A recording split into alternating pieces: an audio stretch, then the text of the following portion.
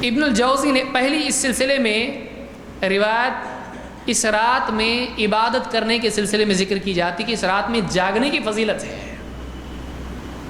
کوئی کہے گا آپ بولتے ہو جاگنا کچھ بھی معنی نہیں رکھتا ہے، جاگنے کی حدیث ہے ہمارے پاس اور بہت پیاری حدیث ہے۔ کیا حدیث ہے؟ ایک حدیث اس سلسلے میں ذکر کی جاتی، لمبی سند اس کی ہے، وہ ذکر نہیں کر رہا ہوں میں۔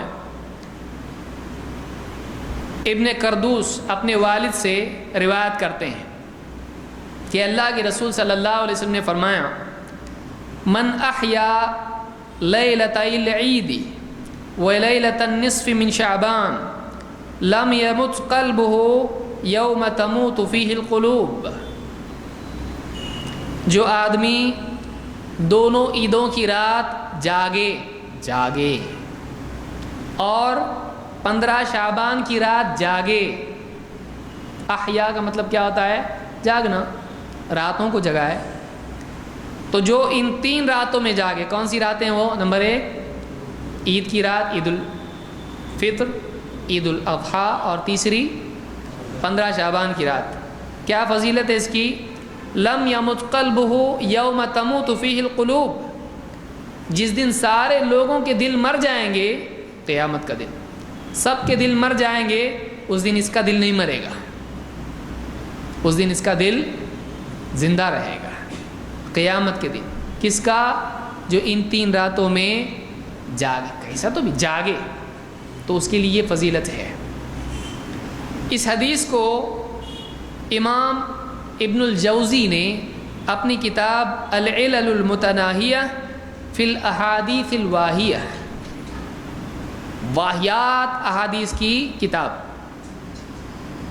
اس میں ذکر کیا ہے۔ جلد نمبر 2 صفحہ نمبر 562 اور حدیث نمبر 924۔ اس حدیث میں کتنے پرابلم ہیں؟ 1 2 3 راوی اس کے ایسے ہیں جو قابل اعتبار نہیں۔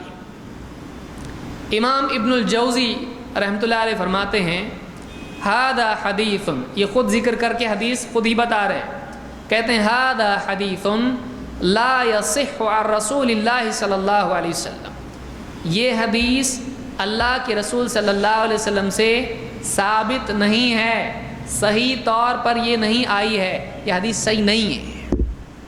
کیوں؟ فیہ آفات، اس میں آفتیں ہیں۔ کیا ہے اس کے اندر؟ آفتیں۔ کتنی؟ 3 آفتیں ہیں۔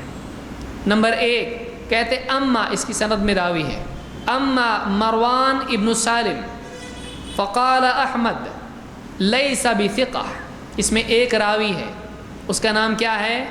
مروان ابن سالم، مروان ابن سالم۔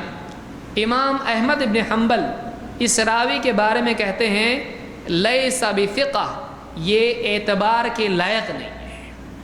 حدیث لے کے آیا، اس کے بارے میں امام احمد کیا کہہ رہے ہیں؟ یہ اعتبار کے لائق نہیں۔ ٹھیک ہے، حدیث تو لے لو لیکن یہ اعتبار کے لائق نہیں، ایسا ہے؟ یہ اعتبار کے لائق نہیں، نبی کی بات بیان کر رہا، کیسے لیں گے ہم اس کی بات کو؟ یہ اعتبار کے لائق نہیں ہے۔ امام النسائی وقال النسائی والدارقطنی والازدی، امام نسائی، دارقطنی، ازدی کیا کہتے ہیں؟ متروک۔ متروک کا مطلب کیا؟ سارے محدثین نے اس کو چھوڑ دیا، لو مت اس سے حدیث۔ کیوں؟ یہ اس لائق نہیں کہ اس سے حدیث لی جائے۔ متروک چھوڑا ہوا، چھوڑ دیے اس کو، مطلب یہ چھوڑ دیے ویسا نہیں جیسے جیل میں سے چھوڑتے، آپ لیں گے چھوڑ دیے نا انہوں نے اس کو، چھوڑ دیے کا مطلب اس سے حدیث لینا چھوڑ دیے، کیونکہ یہ اعتبار کے لائق نہیں۔ تو یہ پہلا راوی ہوا۔ نمبر 2 دوسرا راوی اس میں ہے، کہتے وہ اما سلمۃ بن سلیمان، دوسرا راوی اس میں ہے، اس کا نام کیا ہے؟ سلمہ ابن سلیمان۔ امام الازدی کہتے ہیں وہ ضعیف، یہ راوی ضعیف ہے۔ ضعیف کا مطلب بوڑھا، بہت سارے لوگ ہوتے ہیں ضعیف ہے، بزرگ ہے، ان کی عزت کرو، یہ حدیث ضعیف ہے تو بزرگ ہے، ان کی عزت کرو۔ ضعیف کا مطلب کیا ہوتا ہے؟ کمزور کمزور، یہ حدیث پکی نہیں ہے، کمزور ہے، کمزور ہے. تو یہ راوی کمزور ہے، ہوا ضعیف. تیسرا راوی اس میں کون ہے؟ عیسیٰ ابن ابراہیم القرشی. ابن الجوزی کہتے ہیں فقال یحییٰ لیس بشیء، اس کا حال تو کیا ہے؟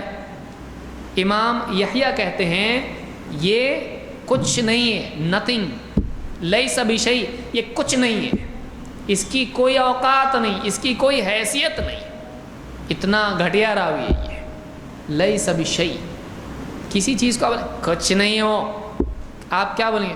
کچھ نہیں ہے، ایسا بولیں گے آپ؟ کیسے بولیں گے آپ اس کو؟ کچھ بھی نہیں ہو، یعنی اس کی حقارت کے ساتھ میں کہا جا رہا ہے یہ کچھ نہیں ہے راوی ہے، یعنی یہ راوی کسی بھی لائق نہیں ہے. کون؟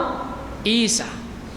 تو یہ تین راوی ہیں، ان تینوں کے بارے میں العلل المتناہیہ فی الاحادیث الواہیہ میں ابن الجوزی نے کہا کہ یہ تینوں راوی یہ حدیث صحیح نہیں ہے، اور اس کی وجہ یہ کہ ایک نہیں، تین راوی اس میں کیا ہیں؟